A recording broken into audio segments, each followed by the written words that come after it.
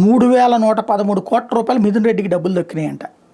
Delhi liquor scam 2,500 కోట్ల కుంభకోణం కన్నా 10 రెట్లు ఎక్కువ అంట. ఆంధ్రప్రదేశ్లో జరిగిందనే విషయం ఇటీవల పార్లమెంట్లో కూడా చర్చ జరిగింది. అందులో కొత్త కంపెనీలు పెట్టించి కమిషన్లు వసూలు చేయడం ద్వారా వైకాపా ఎంపీ మిథున్ రెడ్డి 3,113 కోట్లు కొల్లగొట్టాడు ప్రాథమికంగా తేలింది. 2019-20 మధ్యలో కొత్తగా 7 కంపెనీలు తెర మీదకి వచ్చినాయి. వాటికి 63% పైగా ఆర్డర్లు దక్కినాయి అని సిఐడి తేల్చింది.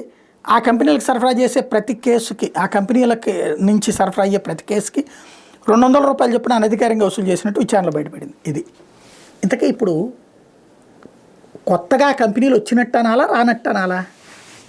మద్యం కంపెనీలు ఇండస్ట్రీసే కదా, ఈ బెవరేజెస్ కంపెనీలే కదా. మామూలుగా అయితే గొప్పగా వచ్చినట్టు చెప్తాం కదా. 200 రూపాయలు ఇచ్చారని ఎవరు చెప్తారు? రాష్ట్ర ప్రభుత్వానికి అమ్ముతున్నారు వాళ్ళు, మద్యం షాపులో పెడతారు, అక్కడి నుంచి ఎంత కమ్మాలో లెక్క చెప్తుంది గవర్నమెంటు, అంతకు వీళ్ళు అమ్మేస్తారు. ఇందులో 200 ఎందుకు వస్తుంది? ఓకే, పై స్థాయిలో ప్రతి మందు ఇక్కడికి అమ్మడానికి తీసుకున్నాడు. ఇప్పుడు కూడా తీసుకుంటారు కదా, ఇప్పుడైనా వదిలేస్తారా? అప్పుడు మాత్రమే తీసుకుంటారా? రెండవది, ఢిల్లీ లెక్కర కుంభకోణాన్ని ఇక్కడ కుంభకోణంతో కంపేర్ చేసేటప్పుడు అసలు నిజం ఎలా దాచేస్తున్నారు? ఢిల్లీ లెక్కర కుంభకోణం ప్రభుత్వ మద్యం దుకాణాలను ప్రైవేటుకి మళ్లించడం ద్వారా ప్రభుత్వానికి వచ్చే ఆదాయం పోయి ప్రైవేట్ వాడు తినేశాడు 2,500 కోట్లు. అది అక్కడ కుంభకోణం. ఇక్కడ జగన్ హయాంలో 25,000 కోట్ల రూపాయలు ప్రభుత్వానికి ఆదాయం వచ్చింది. 25,000 కోట్ల ఏడాదికి. అంతకుముందు తెలుగుదేశం ప్రభుత్వ హయాంలో అంతకంటే ఎక్కువ వచ్చి జగన్ హయాంలో అంతకంటే తగ్గితే దాన్ని కుంభకోణం అంటారు. అంతకంటే అప్పట్లో 9,000 7,000 కోట్లు వచ్చేది. ఏకంగా 25,000 కోట్లు అంటే ప్రభుత్వానికి ఆదాయం పెరిగినట్ట తగ్గినట్ట? అప్పుడు కుంభకోణం ఎలా అవుతుంది?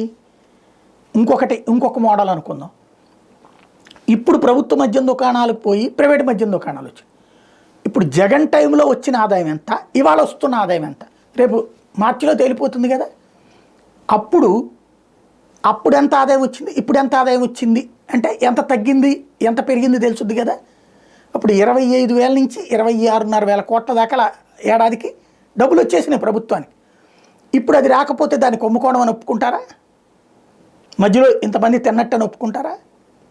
బేసిక్గా బట్ట కాల్చి మీదేడు తినలేదు అని చెప్పే వెరితనం నాకు లేదు. ఇందులో ముందు నుంచి చెప్తున్నాను, పై స్థాయిలో వాళ్ళు ఒక స్థాయిలో తిని ఉండాలి.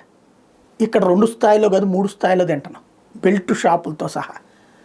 ఇక్కడ దెయ్యాలు వేదాలు వల్లించడం అన్నటువంటి సామెత నడుస్తుంది.